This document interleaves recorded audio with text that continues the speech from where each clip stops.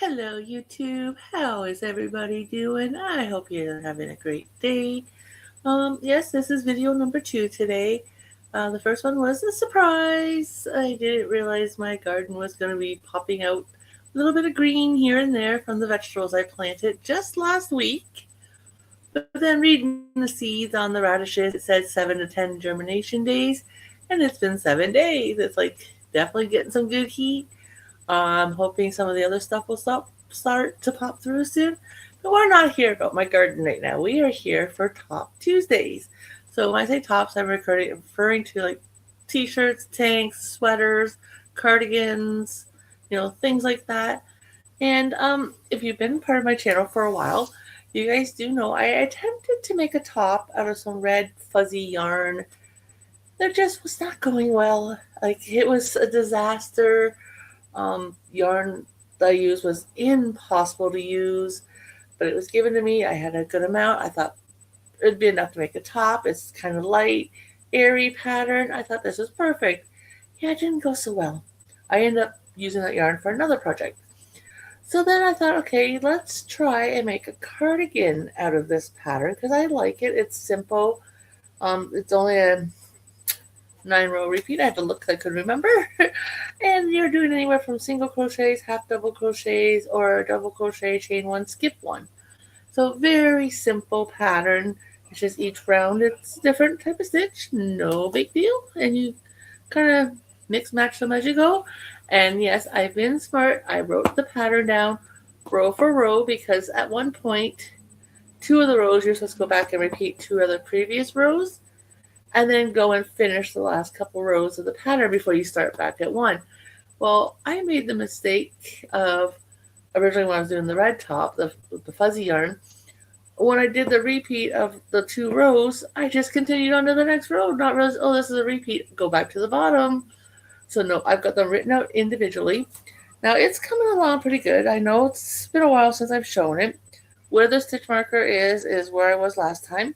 So as you guys can see, there's the stitch marker. I did one whole set from where I was last time, and there's where I'm at. Now have not yet measured a top. I'm planning on laying down a top on like flat surface and measuring across the widest part of the top that where it would sit on me. So I have an idea about how wide to make the panels. But I've got 4 more rows to do and I'll be done another repeat pattern. So I'm thinking of going just to it because when I place it over my shoulder, I know it is a little hard to see because it is a dark burgundy. It does come down fairly low. So I'm going to have really, really low cap sleeves, I think. So I'm thinking 1 more repeat and then maybe having to add a section in the center, like along the seams here, because I don't know if it's going to be wide enough to join to the back and not look like it's pulled. So I'm going to do 1 more set. And then from there, do a little figuring out and seeing what I think. Because I think if I do finish this set, I think if I do 1 more set, the side's going to come way, way, way too low. And it's not going to look right for the sleeves. So I'm thinking do these 4 rows. And like I said, if I have to, like when I join the back up of the 2 panels, and then I kind of drape it over and kind of pin it underneath the arm, like down the sides of that, if I find it's pulling the front way too far apart, I can always, like I said, do a small strip panel of just a solid piece and, put that in, no big deal. So we'll have to wait and see. Now, as you guys also know, this is classified as a non-time sensitive project. So whatever it gets done, it gets done. Tomorrow I will have a whip for you or 2. I've got 1 already just started and I'm really excited about it. And the other one, oh boy, I gotta say Judy sent me for a loop.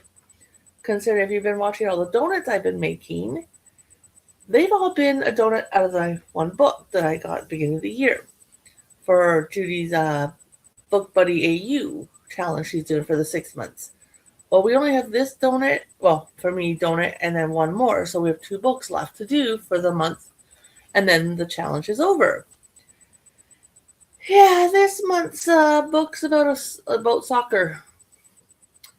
So I'm like, okay, well, I can crochet just a regular soccer ball, but I want to stick with the donut theme.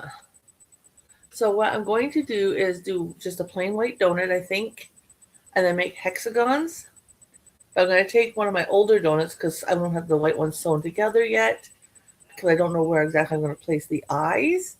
But if I take one of the other donuts I've already made, then I can kind of wrap the hexagon around it to see roughly how many I think I need and where to place the eyes then. So yeah, it's going to be a challenge and a half this round, but I'm still going to do it as a donut. It's going to be a soccer ball donut. At least that's what I'm hoping for. So please wish me well on it because I don't know. And then I got one more book after that, and I don't know how long this one's going to take me just because I got to design it myself and make sure they're going to fit. But you're going to see at least the other project I have on the go.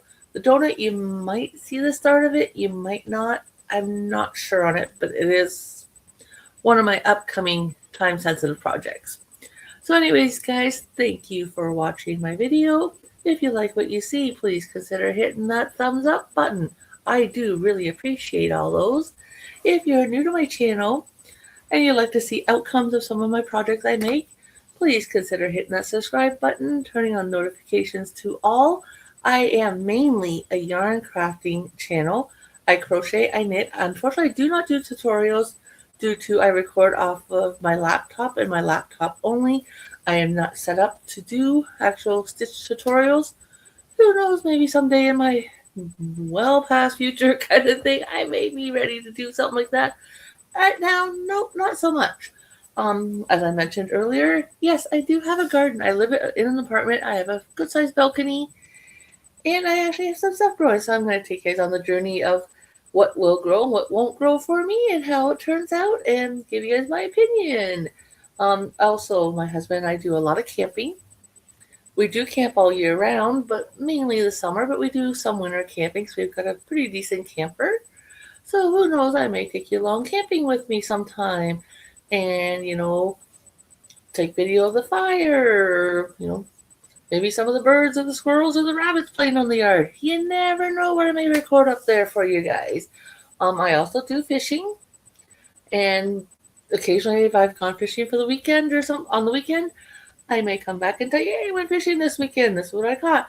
If you guys have recently seen my fishing adventure for Mother's Day weekend, yeah, that was something else, let me tell you.